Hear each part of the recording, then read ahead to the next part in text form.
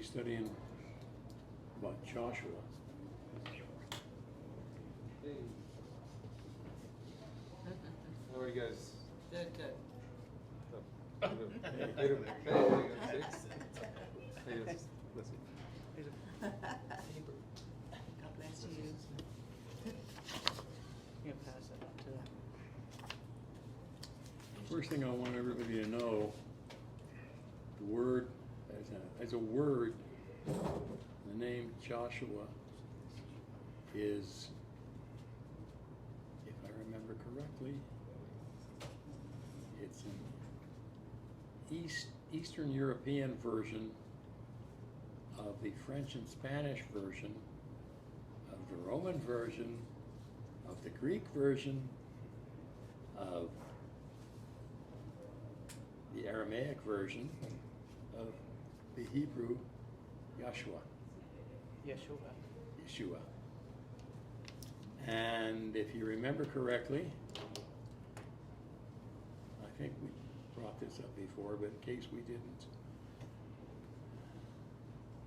Jesus, as a name, as a word, is the English version of the French version, French and Spanish version, of the German version, of the Roman version, of the Greek version, of the Aramaic, of the Hebrew version of Yeshua. It's the same word, same name. And it's a very common name.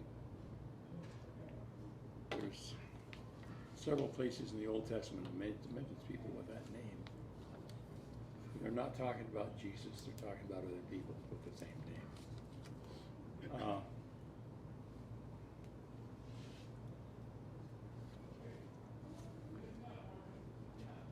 Can somebody read Joshua chapter 5, verses 10 through 15?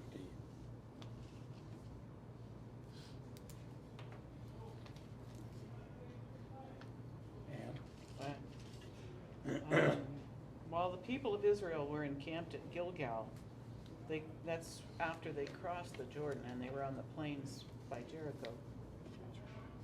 They kept the Passover on the 14th day of the month at evening in the plains of Jericho.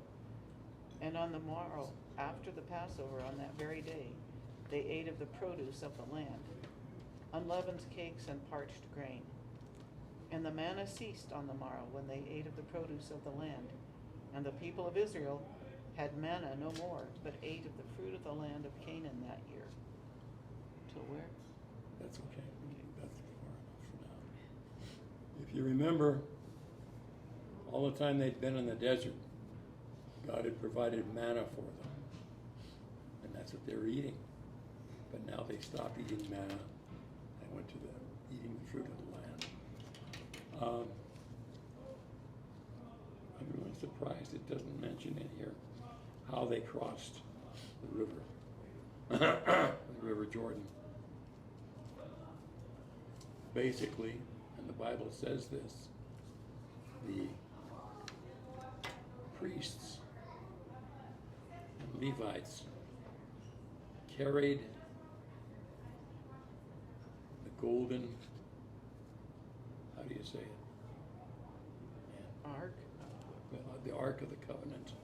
I'll cover my book. Carried it to the middle of the river. As soon as they did, the river stopped. So all the people, and they just stood there so all the people could go across. And that's how they got across the Jordan. Then the priests marched out the other side, and the river came back. So it's kind of interesting because there's a lot of talk about, when they left Egypt and they crossed the Red Sea and it parted, a lot of people and studied the Bible and stuff have thought that maybe there was some kind of an event that caused that to happen. Well, there might have been. I mean, there might have been some geological or weather event involved, but obviously God did it when they needed it.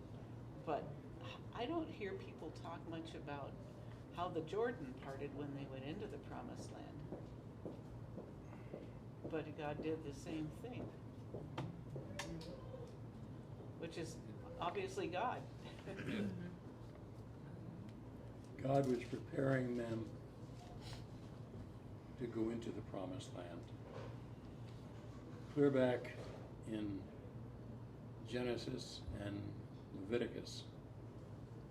And in Genesis, he changed Jacob's name to Israel. And in Leviticus, I believe it is, he says, the land of Canaan, the promised land, I give to you and your descendants, which is his children and his children's children, etc., etc. We're having a war about that right now. Over in Israel. And I think, at least I always remember that Israel originally was one man. His name was Jacob, and God changed it to Israel. And I think that's important for us to know.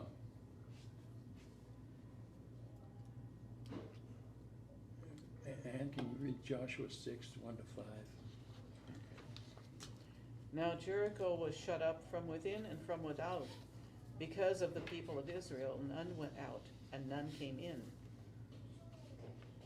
And I think somewhere it says in here that they had heard about how God had saved the people from the Egyptians. So that's why they weren't going to let anybody in.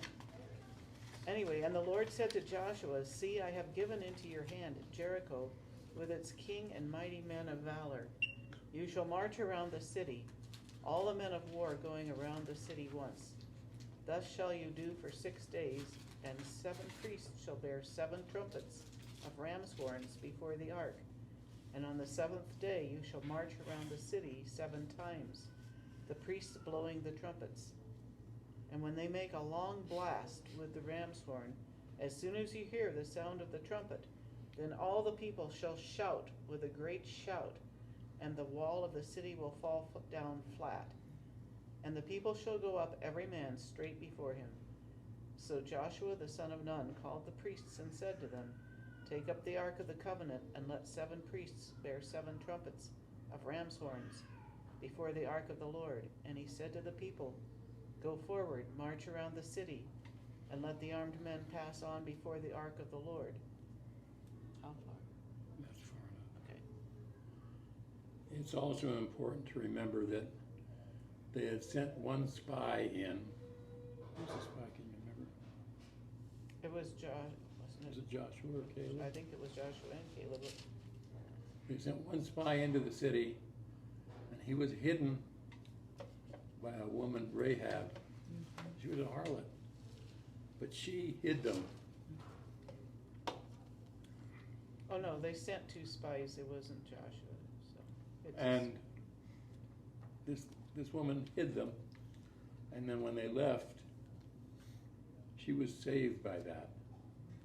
And later on, if you read scriptures, she was one of the great, I don't know, I can't remember how many greats, grandmothers of King David. who was an ancestor of Jesus.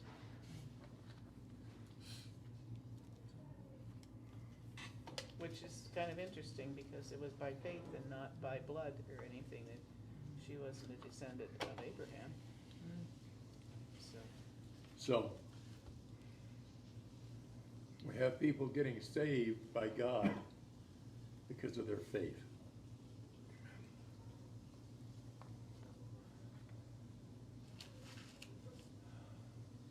The people, they marched around Jericho for 7 days, blowing the trumpets and carrying the ark. And on the 7th day, marched around it 7 times, and all the people yelled, and the walls came down.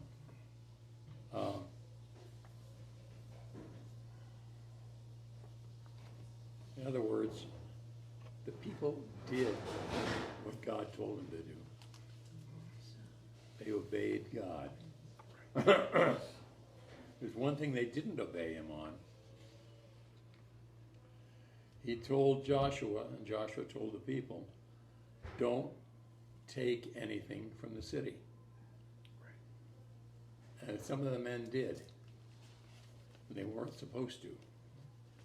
So the next city that they invaded, they tried to do the right thing, but because of they'd messed up at the first city, they were not given the victory. And Joshua says, well, what happened? And God told him what happened, because these people had stolen stuff. So those particular men, and I think their families too, were all punished for that. They all died. In this paper that we've got, it says it was a unique battle plan. And the question here is, have you ever felt God calling you, or someone you know, to do something that seemed to go against conventional wisdom, but it worked out in the end? Anybody ever have that happen to them?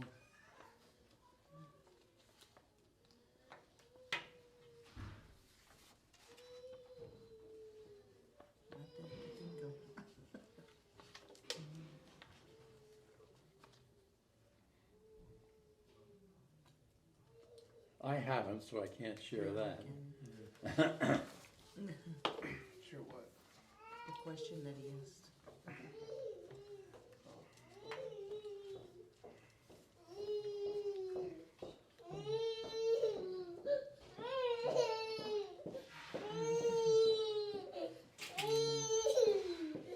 There's also the thing about the fact that we read the thing about as soon as they were able to eat from the produce of the promised land, they didn't have manna anymore. And sometimes we feel like, I feel like maybe God isn't doing miracles like he used to, or he did sometimes in the Bible, but he still does. But in some ways, there's some things we have. He doesn't have to do a miracle to give them to us. So if you were really in need of something, I think he would do it. Like I know Rigo has said there were some things when he was in the mission field where they didn't have gas for their car and it went anyway. Mm-hmm. And we've known other people that said when they were traveling into countries that weren't Christian countries and were really down on Christians, that God even gave them the words to say to get through borders and everything. And this one person that we knew that was doing that said, it's kind of amazing. I hear more about things like that when I'm in these situations than I ever hear here. But when you're in a difficult situation, God will make things happen that you couldn't expect otherwise. That was Helen, wasn't it? That was Helen. No, it was Bishop Atwood. Oh, okay. Because he said one time I can't remember, I think it was a Muslim country, but I'm not sure. And he felt God told him to buy a package of peanuts at some place where he was before he went into that, whether it was an airport or where.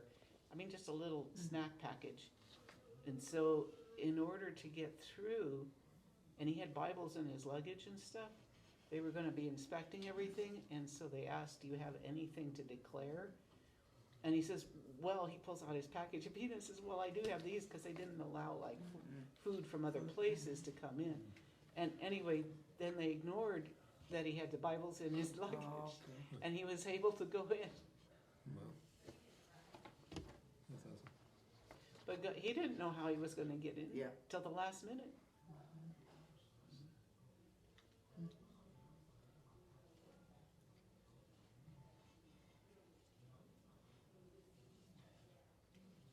Have you ever been in a situation that just got scarier as you waited for it to unfold? Or have you ever been in a situation where the longer you waited, the more your faith grew?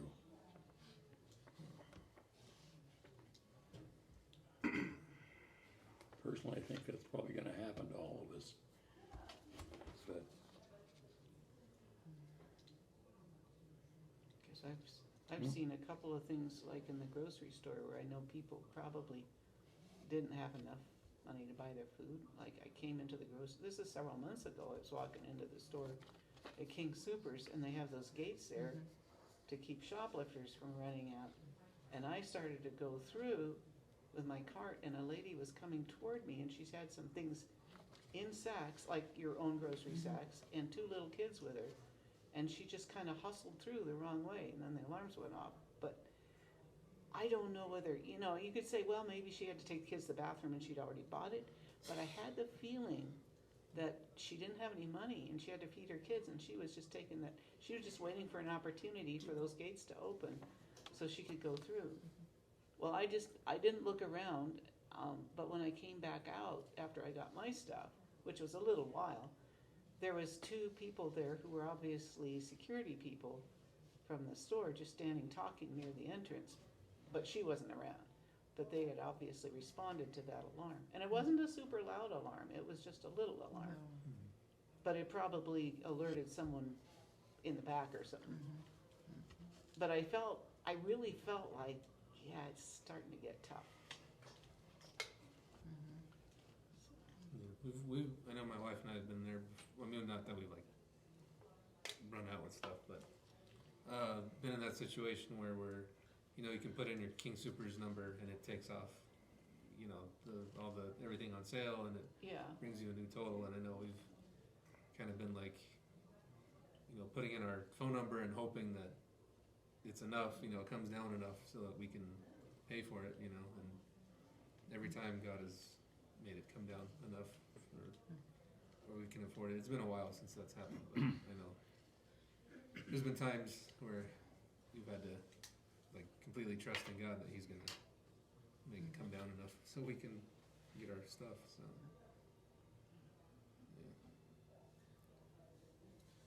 yeah.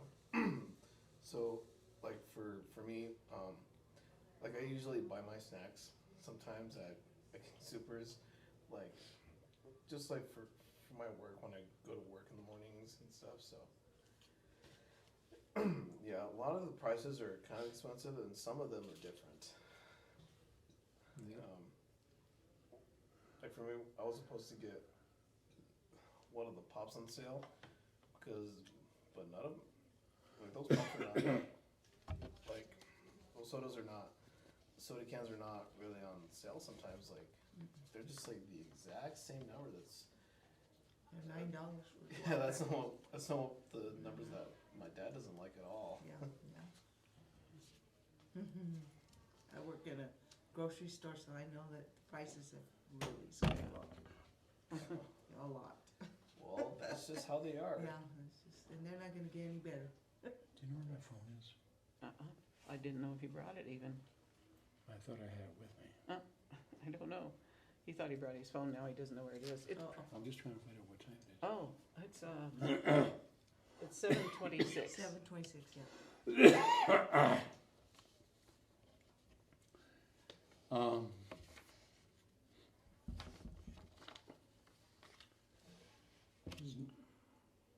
This lesson today is mainly about Joshua and leading the people into the promised land.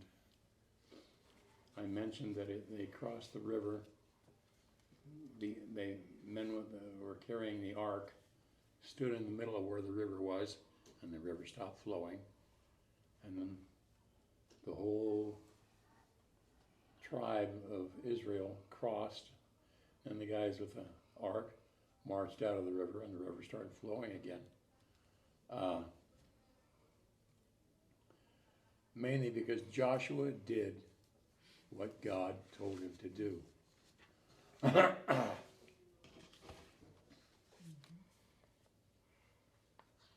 One of the other things in the scriptures, I don't know if it was in these readings or not, but right after they did the Passover, just before they marched against Jericho or around Jericho,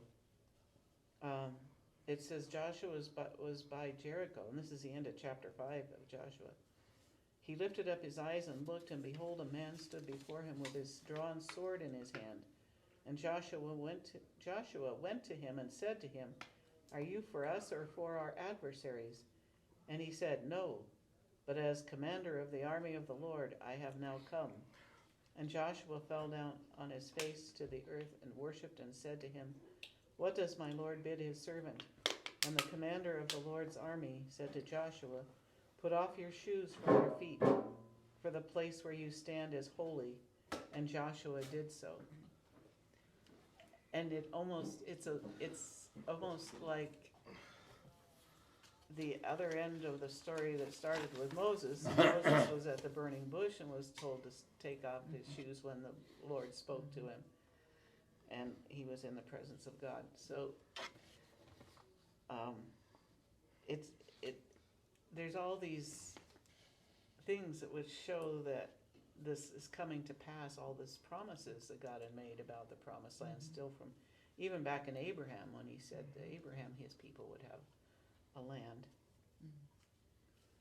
I've done some Bible studies about Jesus in the Old Testament. This is one of the places where a lot of people think that was Jesus talking. It doesn't say so. It says the commander of the Lord's armies. Well, usually it says, when it says the angel of the Lord, not an angel. If it's the angel of the Lord, they usually think it's Jesus. But this time it was the commander of the Lord's armies. It says the commander of the Lord's armies. That's got to be Jesus. Anyway, a lot of people think that.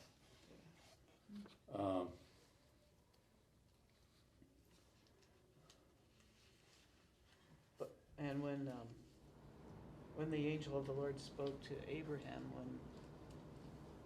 when he was on the living out on the plains, and then Lot was in Sodom, living in Sodom, there were 3 angels that came, but the angel of the Lord stayed and talked to Abraham after the other 2 went down to Sodom to talk to Lot. And then when they say the angel of the Lord, that's usually Jesus. So, and it was probably Jesus that walked with him, Adam and Eve in the garden. So there's all these neat little things that happen when he shows up. Yeah. Can you read Joshua chapter 6, 6 through 11? And then 15 through 16? I read part of that. I can start at 8 where I left off. Okay.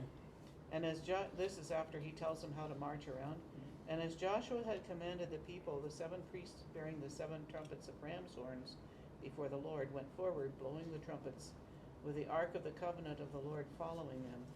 And the armed men went before the priests who blew the trumpets. And the rear guard came after the ark, while the trumpets blew continually. But Joshua commanded the people, You shall not shout or let your voice be heard, neither shall any word go out of your mouth until the day I bid you to shout, and then you shall shout. So he caused the ark of the Lord to compass the city, going about it once, and they came into the camp and spent the night in the camp. Then Joshua rose early in the morning, and the priests took up the ark of the Lord, and the 7 priests bearing the 7 trumpets of ram's horns before the ark of the Lord passed on, blowing the trumpets continually, and the armed men went before them, and the rear guard came after the ark of the Lord, while the trumpets blew continually. And the 2nd day they marched around the city once, and returned to the camp. And so they did for 6 days. I read a little further. That's okay. But then the next part is about the 7th day when they march again. Just thought I'd mention, on Saturday mornings sometimes, we go to a church for a Bible study that they never sing, all they do is dance. But more important than that is reference to this, they blow horns. The ram's horns, the shofars. And last time we were up there, they must have had 10 or 12 people up there blowing these horns. It's just something they do. And that's why.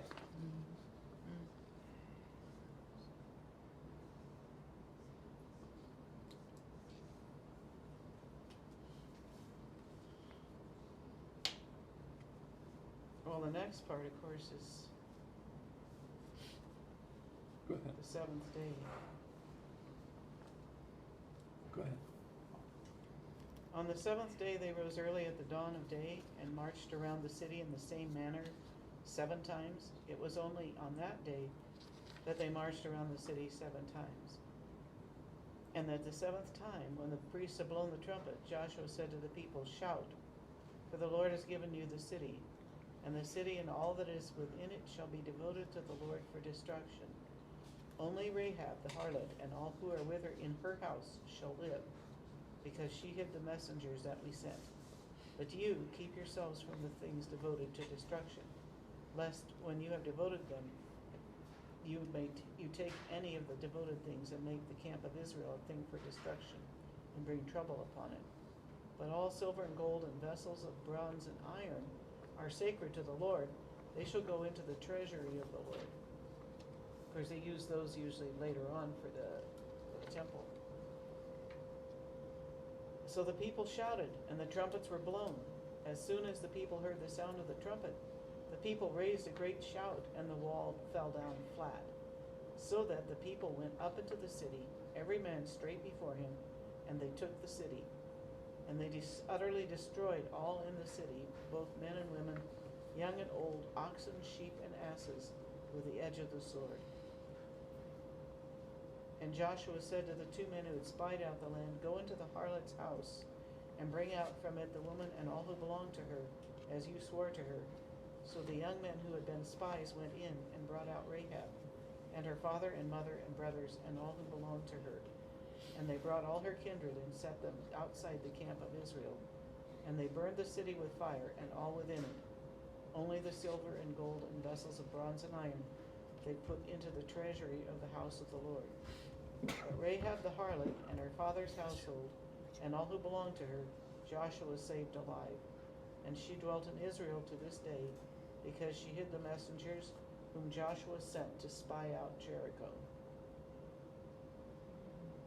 And I can't remember what you call them, the scientists that investigate old Archaeologists. Archaeologists have checked this out. They've actually dug up Jericho, and they've found those walls. The walls are still flat. They actually are right exactly how it says in the Bible. They fell down flat. It's amazing.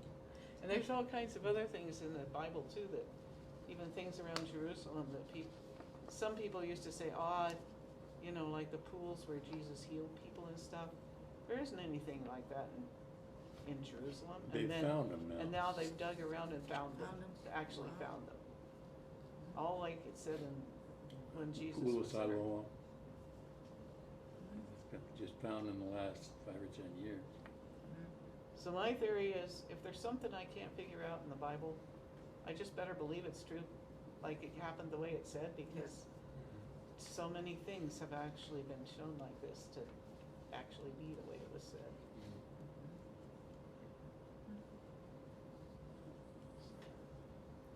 Now, personal reflection questions. And one of them starts off as just a statement. Obedience is a key theme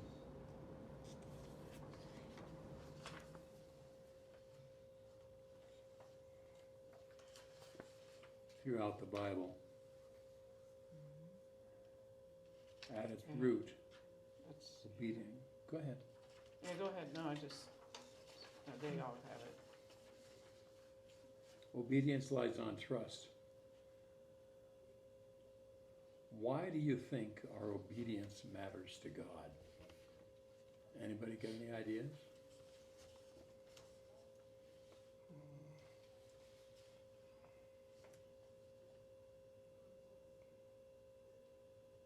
You had to be very obedient to your parents. That the Bible says that you have to honor your mother and father, and that's what the Bible is saying. You have to And be that's- obedient. So, It's the only commandment with a promise. Yeah. What's that? to obey your mother and Yeah. father. Yeah.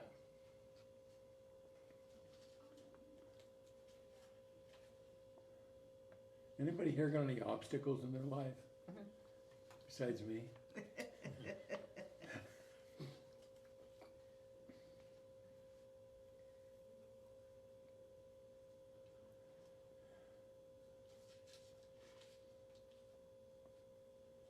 Is there anything you think God wants you to do in a different way from how you're doing it?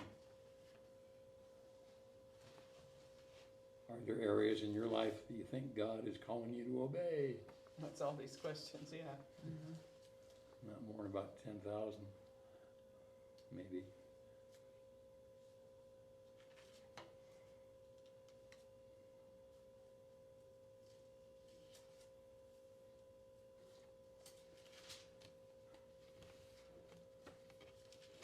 The thing is,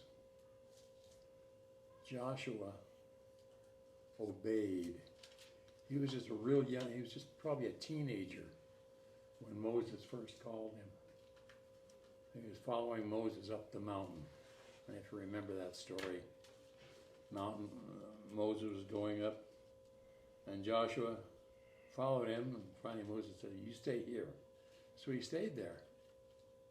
When Moses came back down, he took Joshua with him.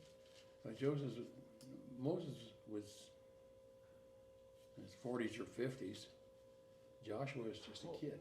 Moses was 80 when he started leading the Okay, children 80. out of the promised land. Joshua was just a kid. But he obeyed Moses. And in so being, he obeyed God. And now he's leading the whole bunch of the Israelites there. So if you're not careful and you obey God, you may end up leading the Israelites. Who knows? Well, if Moses hadn't been obedient to God, they wouldn't have gotten their freedom. Unless he chose somebody else. Moses said no. But, if Moses was really chosen from the time he was born. And there was some place in here, I don't remember where it was, I ran across it where it says, you were chosen and now you are called. I think it was in Galatians, but I'm not sure. Anyway, it was in the New Testament. So, and Rigo said something like that in one of his sermons about you may be chosen from birth for something, but that it's later that you Different do it, to be and it's called. different than if you're called. And if you recognize your calling later and obey, then what you were chosen for actually happens. But Moses, they've said, I've read somewhere, heard somewhere that probably those first 5 books of the Bible that it's attributed to Moses, being written by Moses, there were probably things that were handed down as far as their history, by word of mouth from through the generations, but it was Moses who actually wrote them down. But Moses probably wouldn't have been writing them if he hadn't been given education in Pharaoh's household, because he was adopted by Pharaoh's daughter. So all of those things went together to make it possible for him probably to do the things he did, as well as his obedience.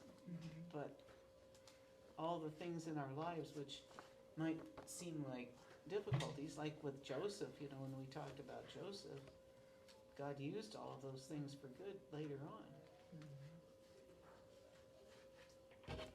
We all have this piece of paper.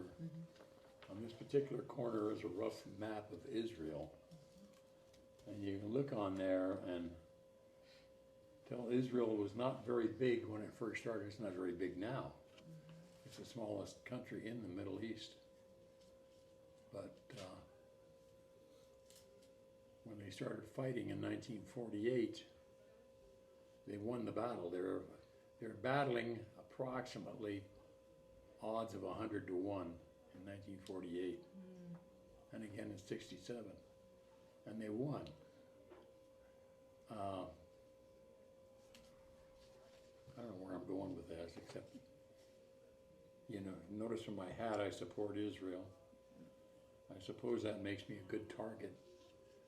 But I'm a Christian, I support Israel.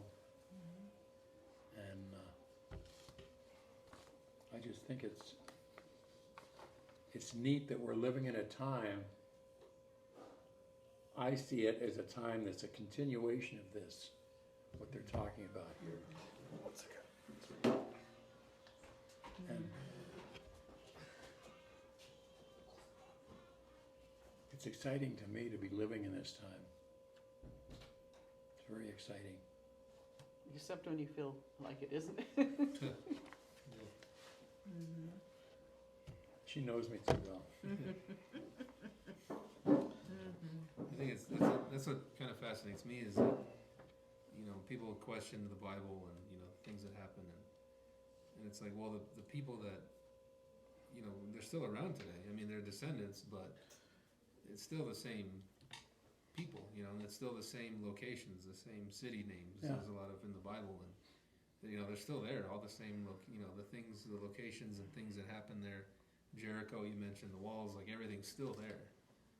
And the people that are descendants of, you know, everybody, the Israelites and the, you know, Canaanites, all the people that used to live there, they're still there. You know? Yes. And it fascinates me that people still question the Bible, even though those places are around, the people are still around.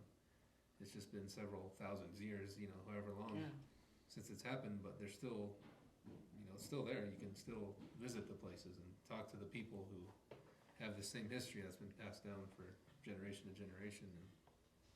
And that's what fascinates me about like what the things that are going on now. That the world attention is on this place right now, and that's where majority of the Bible happened. And it's probably going to still be on that, focused on Israel. Just for your info, we talk about Abraham and Isaac and Jacob. And then we drop down to after they were in Egypt to Moses. Abraham lived approximately 4,000 years ago.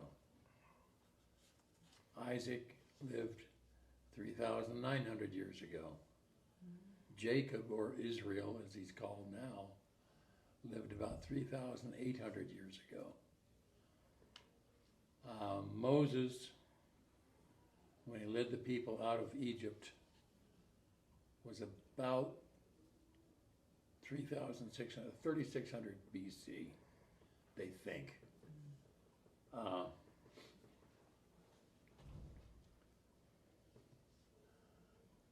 Depending on who you study and who you read,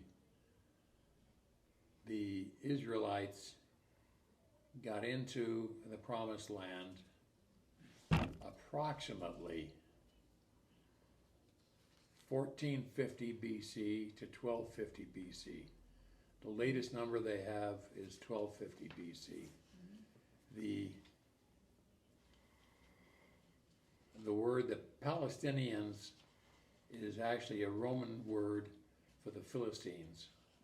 The Philistines were moved into that land about 1175 years before BC. Which is 75 years after the Israelites moved in there. The Israelites were given that land by God in Leviticus. Or And they still have it Genesis. now. Huh? In Genesis, Well, when Abraham. to Abraham, yes. But the problem is that some of the Muslims are descended from Abraham also. But he So we're talking about, that's when I'm talking about the Israelites, Okay, through Jacob, or Israel. through Jacob. I mentioned Jacob's name was changed by God to Israel. And remember that Israel had 12 sons. Only one of them was Judah. The Jews are descended from Judah. The Levites are descended from Levi, etc., etc. And the Levites, of course, were the priests. anyway, I don't know where I'm going with this, but it's just interesting to see this history is coming to life right now. That's kind of what he was saying. Huh? And that's what he was saying. Yeah, That's, it's just mind-blowing to me. there's also, I think there's a book that I read about. I didn't read the book, but that has some of the stuff about some of the modern miracles that the Israeli army has witnessed in the things that they have done. Like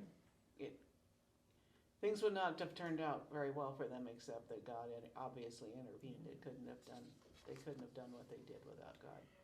And then there was something I saw, and I think it was online on a YouTube thing or a news video. There was somebody who was in the Israeli army now, who was one of the officers, and he was saying they've witnessed God's actions helping them out, but he didn't elaborate and give details. But I know there's people who feel like Israel is overstepping their rights or whatever to the land. Of course, we think, no, it's their land. But even if they're a different culture than we are, and they do things a little differently, these things show up in some of the accounts from the Israeli army, that God is still with them. And they still primarily trust God. I mean, there's secular Jews too who aren't very religious, but primarily they still trust God.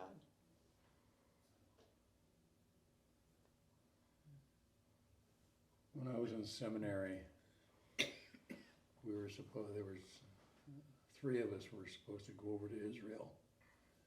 And we had our tickets all bought and everything. And then the tourist company that we were going with, one of their buses got blown up. So we didn't go. So I've never been to Israel. I'd like to someday, but I don't know if it's going to happen or not.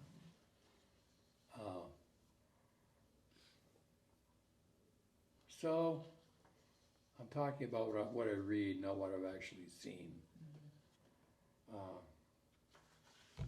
Ann wants to go too. Well, If I go, she'll probably go too. well, yeah.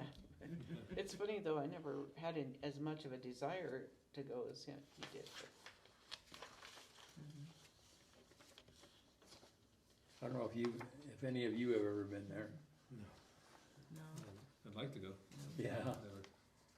I think I was scheduled to go right before COVID hit, and they stopped all that. Oh yeah, So I because was- yeah, Is that the, couldn't travel. oh, yeah. with the the- church, yeah. was it the first year that COVID started in 2020? Was it the library and the lab in China that started that? I think I don't know how to explain it, but Or the virus was coming from China. yeah. Yeah. That's Well, what it is. well, this is why, I don't want to say this like disrespectfully, but I think I've heard that Donald Trump was trying to stop the people coming to him. Yeah, he put in travel bans right away. Yeah, he was telling those people not to come into America. Yeah.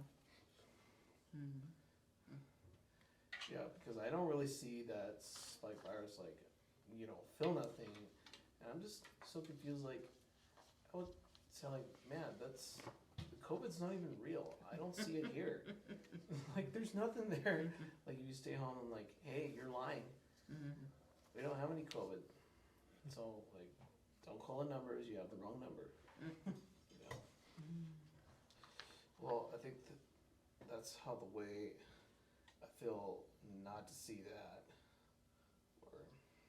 But all the countries shut down travel just so they could keep Kind of keep it keep isolated. some kind of control over how it spread. Yeah, and a lot of countries have a much more Higher death.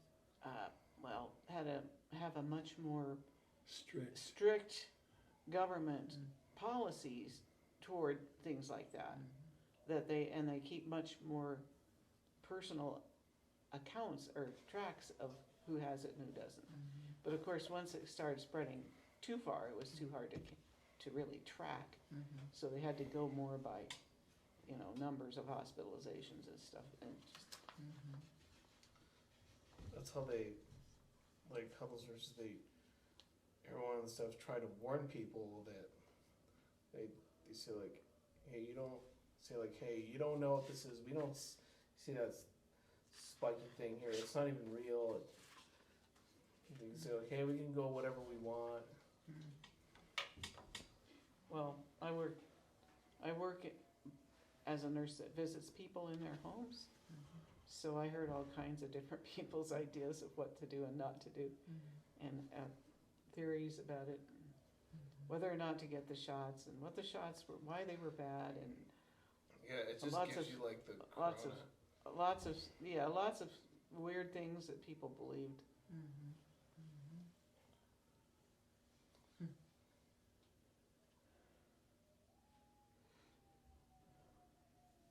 But I got it from a patient who died from it, so it's real. And she's actually had the COVID-19.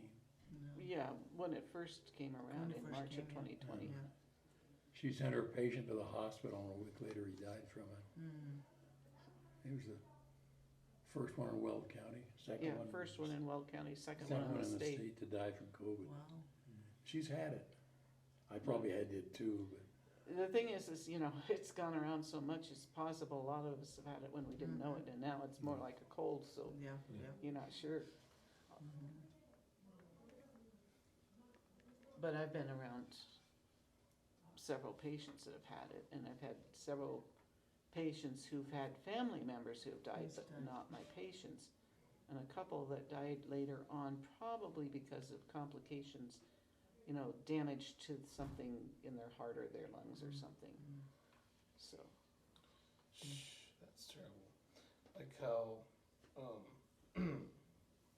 like sometimes it happens in your bodies that when you get to heaven, God will give you a new body, Yeah, and then it won't do it again. yeah. But that's, yeah, Like how Pastor says it up there, and I was like, "Whoa, preach it!" well, I fully believe that we should always pray for people to be healed, that's just one of the things we should do. I mean, as a Christian, we should do that. I know that some people aren't healed here, and if they're Christians and they go to heaven, they're gonna be healed in a bigger way, and they're gonna be free from all of their diseases and disabilities, but I still pray for them to be healed here too, she if I prays can. for me too, but I'm not healed yet.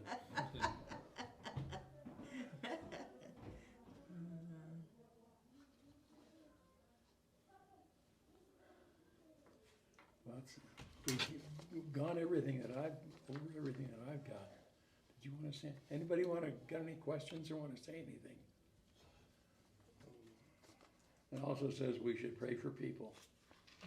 So, Yep. anybody got any prayers they need?